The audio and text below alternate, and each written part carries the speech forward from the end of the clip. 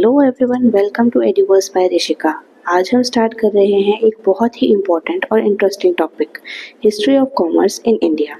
Commerce का मतलब सिर्फ बिजनेस करना नहीं होता, बल्कि उसके डेवलपमेंट का एक लंबा सफ़र होता है जिसे समझना हमारे लिए ज़रूरी है, स्पेशली अगर हम क्लास 11 बिजनेस स्टडीज़ पढ़ रहे हैं। तो चलिए इस एक्साइटिंग जर्नी को एक्सप्लोर करते हैं, from ancient trade to modern commerce. इस चैप्टर में हम कवर करेंगे कुछ मेजर टॉपिक्स जो कॉमर्स के इवोल्यूशन को समझने में मदद करेंगे, जैसे introduction to commerce, development of commerce in India, indigenous banking system, trading community, major trade centres, major imports and exports, modes of transport. तो चलिए स्टेप बाय स्टेप इन सब कंसेप्ट्स को एक्सप्लोर करते हैं। अब हम बात करते हैं, इंडिया की कॉमर्स हिस्ट्री बहुत ही पुरानी और रिच है। Let's begin from Indus valley civilisation.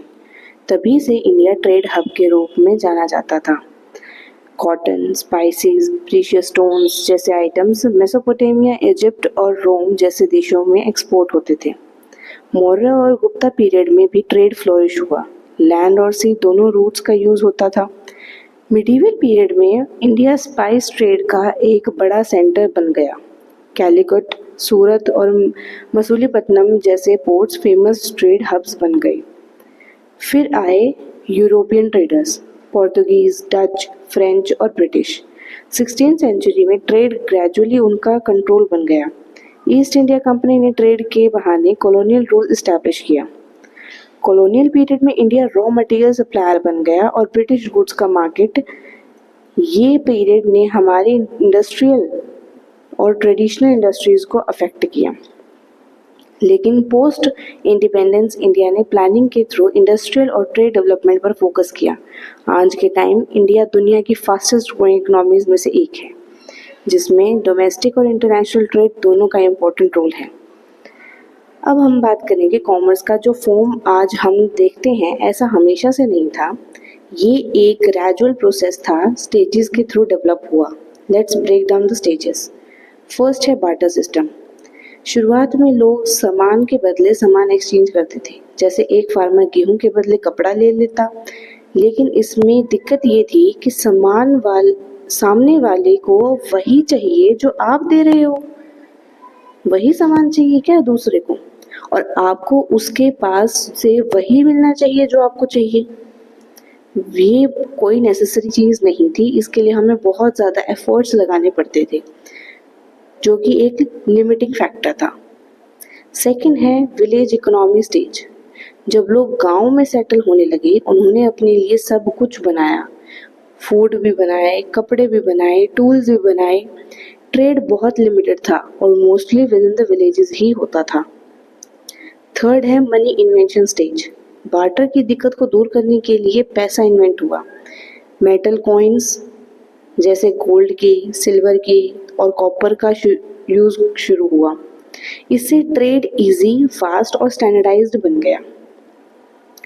Next हम बात करेंगे टाउन इकोनॉमी स्टेज की। जैसे जैसे पॉपुलेशन बढ़ी, टाउन्स बनने लगे और ऑक्यूपेशंस डाइवर्सिफाई होने लगे।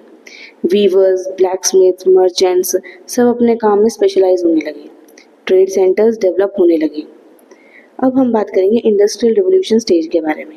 यूरोप में 18th सेंचुरी के अराउंड इंडस्ट्रियल रिवॉल्यूशन हुआ। मशीन्स, फैक्ट्रीज आए और मास प्रोडक्शन अवेलेबल हुआ। इससे इंटरनेशनल ट्रेड और कैपिटलिज्म ग्रो हुआ। अब हम बात करेंगे कम्युनिकेशन और ट्रांसपोर्ट डेवलपमेंट स्टेज। जब रेलवेज, रोडवेज, टेलीफोन्स और इंटरनेट आए, तब कॉमर्स ने एक नया ही स्पीड पकड़ लिया। ई कॉमर्स और ग्लोबल ट्रेड पॉसिबल हुआ। अब हम बात करेंगे इंडिजिनस बैंकिंग सिस्टम की, जो भारत के पुराने बैंकिंग सिस्टम को रिप्रेजेंट करता है।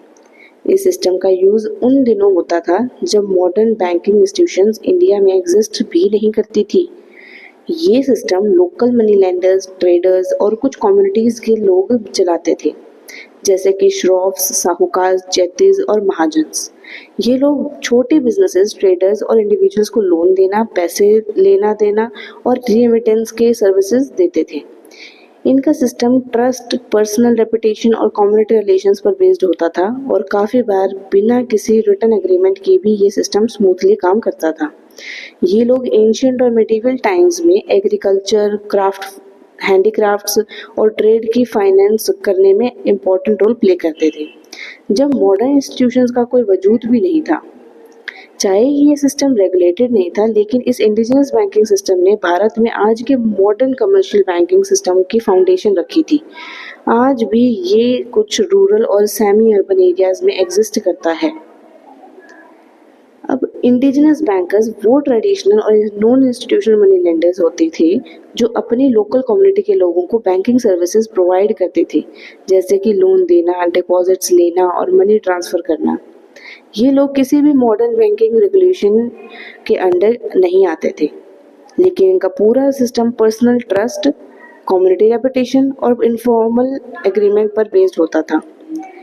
ये बैंकर्स मॉडर्न बैंक्स का हिस्सा नहीं होते थे, लेकिन लोकल लेवल पर इनका रोल काफ़ी इम्पोर्टेंट होता था, स्पेशली उन एरियाज़ में जहाँ मॉडर्न बैंकिंग फैसिलिटीज़ अवेलेबल नहीं होती थी।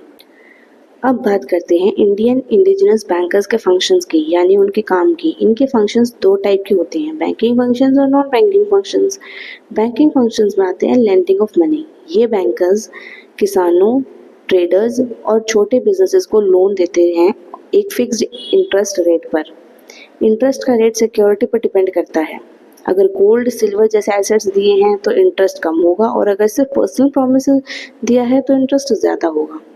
एक्सेप्टिंग डिपॉजिट्स, ये लोग पब्लिक से पैसा डिपॉजिट करते हैं और उस पर थोड़ा इंटरेस्ट भी देते हैं। डिपॉजिट डिमांड पर ये लिखित इंस्ट्रक्शंस पर किया जाता है। नेक्स्ट है डीलिंग इन हुंडीज। हुंडी एक ट्रेडिशनल क्रेडिट इंस्ट्रूमेंट है जो चेक की तरह काम करता है। इसका यूज़ मनी ट्रांसफ़र या ट्रेड में होता है। दर्शनी हुंडी डिमांड पर पे की जाती है और मुताती हुंडी फ्यूचर में एक फिक्स्ड डेट पर पे की जाती है।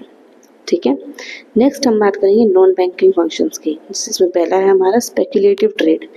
कई बैंकर्स सोना, चांदी, अनाज या शेयर्स में इन्वेस्ट करके प्रॉफिट कमाते हैं, उनको बोलते हैं स्पेकुलेटिव ट्रेड। नेक्स्ट है कमीशन एजेंट्स। ये लोग सामान खरीदने या बेचने के बीच एजेंट्स की तरह काम करते हैं और कमीशन अर्न करते हैं। नेक्स्ट है हमारा अदर बिजनेसेस। कई जगह के लोग बैंकिंग के साथ ट्रेड, मनी एक्सचेंज या दुकान चलाने का काम भी करते हैं, मतलब कि साइड बाय साइड उनका अदर बिजनेस चलता रहता है। अपना मेन काम तो कर ही रहे हैं, लेकिन उसके साथ साथ वो और काम भी कर रहे हैं। ठीक है, अब जानते हैं कि इंडिजिनस बैंकर्स का बिजनेस करने में तरीका क्या होता है, मतलब वो किस तरीके से अपना काम करते हैं। पहला होता है पर्सनल डीलिंग्स करके। ये लोग ट्रस्ट और पर्सनल रिलेशनशिप्स पर काम करते हैं बिना किसी रिटन कॉन्ट्रैक्ट के। दूसरा आता है हमारा ओरल एग्रीमेंट्स। ज़्यादातर ट्रांजैक्शंस सिर्फ वर्बल यानी मुंह जुबानी प्रॉमिसेस पर होते थे, कोई रिटन प्रूफ नहीं होता था। थर्ड है हमारा यूज़ ऑफ हुंडीज़। ये लोग हुंडीज़ का यूज़ करते थे, जो एक तरह का ट्रेडिशनल क्रेडिट इंस्ट्रूमेंट था लैंडिंग, बोरोइंग और पैसा भेजने के लिए। फोर्थ है हमारा कंबाइंड एक्टिविटीज़। बैंकिंग के साथ साथ ये लोग ट्रेडिंग या कमीशन एजेंट्स का काम भी करते थे। फिफ्थ है लोकल एरिया फोकस। इनका बिजनेस ज़्यादातर लोकल या रीजनल मार्केट तक ही लिमिटेड रहता था। सिक्स्थ है हमारा लोन टर्म्स और इंटरेस्ट रेट्स फ्लेक्सिबल होते थे बोरोवर की ज़रूरत और रिलेशनशिप के हिसाब से। ठीक है, अब हम बात करते हैं इंडिजिनस बैंकर्स काफ़ी इम्पोर्टेंट रोल प्ले करते हैं इंडिया के ट्रेडिशनल फाइनेंशियल सिस्टम में। सबसे पहले बात करते हैं क्रेडिट टू रूरल एरियाज़ की। तो ये बैंकर्स उन विलेजेस और छोटे टाउन्स में लोन प्रोवाइड करते हैं जहां फॉर्मल बैंक्स अवेलेबल नहीं होते। सेकंड बात करेंगे क्विक एंड फ्लेक्सिबल लोन्स की। इनका लोन प्रोसेस काफ़ी सिंपल होता है और पेपर वर्क मिनिमल होता है, मतलब होता ही नहीं है, समझो बहुत थोड़ा काम होता है लिखने का। तीसरा, ये स्मॉल ट्रेडर्स को सपोर्ट करते हैं, जैसे कि छोटी दुकान वाले, आर्टिसंस और फार्मर्स को वर्किंग कैपिटल के लिए हेल्प देते हैं। फोर्थ, ये ट्रेड को प्रमोट करते हैं। हुंडीज और रेमिटेंस के जरिए लोकल और रीजनल लेवल पे ट्रेडिंग का सपोर्ट मिलता है। पांचवा पॉइंट है, ये इंडिया के ट्रेडिशनल फाइनेंशियल सिस्टम का एक इम्पॉर्टेंट पार्ट है जो हमारे हिस्टोरिकल और कल्चरल लीगेसी को रिफ्लेक्ट करता है। और लास्ट में बट नॉट लीस्ट, ये ट्रस्ट बेस्ड ट्रांजैक्शंस में बिलीव करते हैं। इनका बिजनेस पर्सनल रिलेशनशिप और ट्रस्ट पे बेस्ड होता है, ना कि लीगल डॉक्यूमेंट्स पे। अब हम बात करते हैं इंडिजिनस बैंकर्स के लोन देने के तरीकों की। लोन अगेंस्ट रिसिप्ट्स, लोन लेने वाले से एक रिसिप्ट या प्रॉमिसरी नोट साइन करवाया जाता है जिसके बेसिस पे लोन दिया जाता है। सेकंड है बाही लोन्स, इसमें कोई सेपरेट रिसिप्ट नहीं होती, सिर्फ बैंकर के बाही खाता या लेजर में एंट्री होती है। मोर्टगेज, लोन लेने के लिए बोरोवर अपनी प्रॉपर्टी या गुड्स को सिक्योरिटी के रूप में रखता है।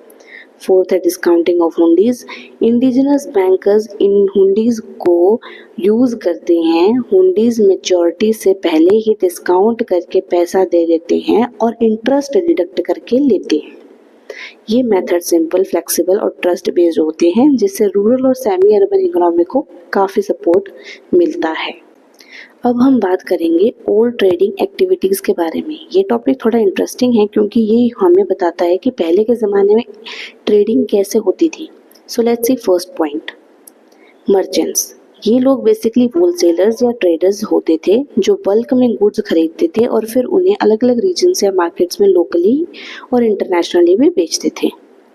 अब बात करेंगे सरफ्स एंड मनी लेंडर्स के बारे में। सरफ्स का काम होता था मनी चेंज करना और मनी लेंडर्स ट्रेडर्स फार्मर्स या क्राफ्ट्समैन को लोन देते थे ताकि उनका बिजनेस चल सके। नेक्स्ट है ब्रोकर्स, ये लोग मिडलमैन होते थे जो बायर्स और सेलर्स के बीच में डील फिक्स करते थे और कमीशन कमाते थे।